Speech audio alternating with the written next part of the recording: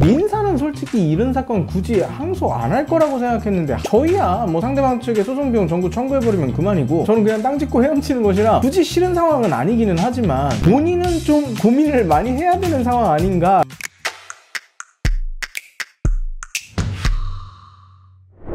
안녕하세요. 당신 근처의 변호사 법무법인 명재 총괄대표 맡고 있는 이재입니다.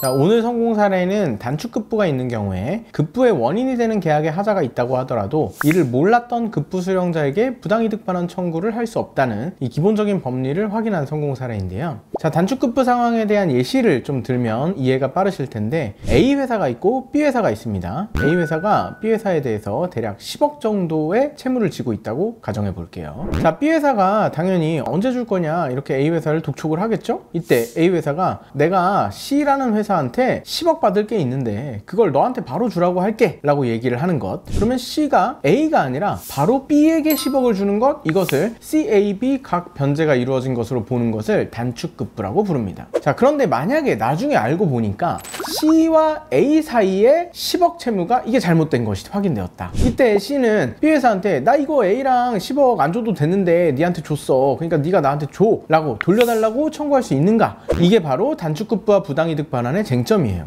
자, 제 의뢰인 회사는 광고회사인데 실력은 출중합니다. 근데 신규 업체라서 대기업하고 직접 수주를 못해요. 그래서 미디어 랩사, 즉 매체 대행사로서의 역할을 하면서 대대행 실적을 좀 쌓고 있었는데요. 그러던 중에 굉장히 큰 대기업으로부터 직접 캠페인을 사실 수주를 했어요. 근데 의뢰인 회사가 직접 대행을 할 수 없다 보니까 수주를 해서 대대행을 맡겨줄 회사가 필요했고, 이 회사가 바로 언론에서도 많이 다뤄진 그 회사였습니다. 자, 그 회사를 앞으로 D사라고 할게요. 이 D사, 광고업계에서 굉장히 유명한 세계적인 광고회사의 국내 자회사입니다. 우리나라 안에서 1년 동안 돌아가는 캠페인만 규모가 2조가 넘는 큰 회사예요. 실질적으로 의뢰인 회사가 따온 이 캠페인이었지만 최초 대행사는 대기업과의 계약이기 때문에 D사로 수주가 된 것입니다. 당연히 D사는 모든 계약상 의무 이행을 전부 의뢰인 회사한테 부탁하고 자신들은 그냥 중간에서 수수료만 챙기는 형태로 진행을 하게 되는 거죠. 이 의뢰인 회사는 먼저 미디어 매체사 등의 광고비를 다 집행을 했고요. 이러한 광고 실행 내역과 선 지출 내역 등을 D사로 보내주면 D사가 이를 다시 대기업에 보내서 광고비를 받아가지고 자신들의 수수료를 뗀 금액을 의뢰인 회사에 보내주는 그런 계약이었어요.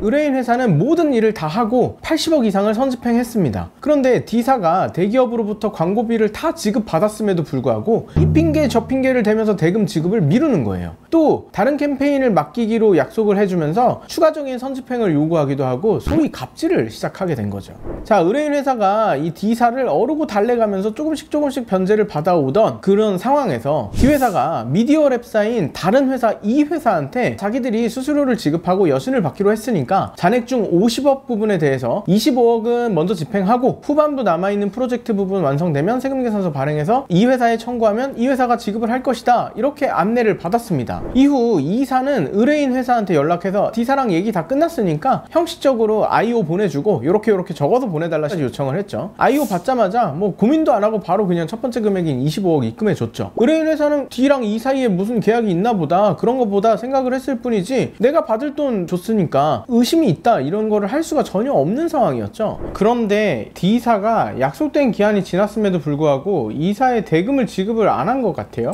E사가 기존에 지급한 25억을 반환하라면서 의뢰인 회사한테 민사소송 걸고 대표이사인 제 의뢰인을 형사 고소까지 한 사건입니다. 자, 의뢰인 회사 사실상 해당 캠페인을 직접 수주한 것이나 마찬가지였고 당연히 광고 집행 내역이랑 매체사 지출 내역 전부 완벽하게 보유하고 있죠. 그리고 의뢰인 회사 입장에서는 광고 실행하고 받을 돈 받은 것이기 때문에 형사도 당연히 무혐의 불송치 되었고 민사 1심에서도 원고 청구 전부 기각됐어요. 그런데 형사 이의 신청이야 당연히 할 거라고 생각을 했지만 민사는 솔직히 이런 사건 굳이 항소 안 할 거라고 생각했는데 하셨더라고요. 이게 정말 사실 제대로 된 조언을 받으셔야 됩니다. 자, 이렇게 명백한 상황이면 원고 청구 소가가 워낙 거액인 25억이나 되기 때문에 이긴 저희 쪽에 물어줘야 되는 1심 변호사 보수 상한이 소가 25억에 따라 계산하면 2,340만 원이에요. 2심까지 들어갔으니까 또 패소하면 합의 4,680만 원, 그리고 항소심 인지대 비용 1,250만 원, 항소심 원고 측 변호사 비용까지 합산하면 이거 거의 7천만 원 정도를 본인이 추가 손해를 입는 거거든요. 저희야 뭐 사실 어쨌든 상대방 상대방 측에 소송 비용 전부 청구해버리면 그만이고, 제 의뢰인이 전부 승소한 저를 교체할 이유는 더 없으니까 변호사 입장에서는 저는 그냥 땅 짚고 헤엄치는 것이라 굳이 싫은 상황은 아니기는 하지만 본인은 좀 고민을 많이 해야 되는 상황 아닌가라는 거예요. 저 같은 경우에는 다른 영상에서도 제가 올렸듯이 일단 객관적인 상황이랑 최악의 피해에 대해서 의뢰인한테 먼저 다 설명을 해드립니다. 그 다음에 냉정한 제 의견을 먼저 말씀드려요. 그럼에도 불구하고 진행을 하시겠다라고 하면 그때부터는 최선을 다해서 어떻게든 해보자는 주인데, 이 회사 대표님 과연 그런 조언 제대로 다 받고 이거 항소 결정하신 건가 의문이 좀 들더라고요. 아무튼 이 사건 지금 형사 이의신청과 민사 항소로 종결되지는 않았는데 어차피 결론이 바뀔 가능성이 거의 없어가지고 제가 경찰 판단과 민사 1심을 기준으로 성공 사례를 정리해 봤고요.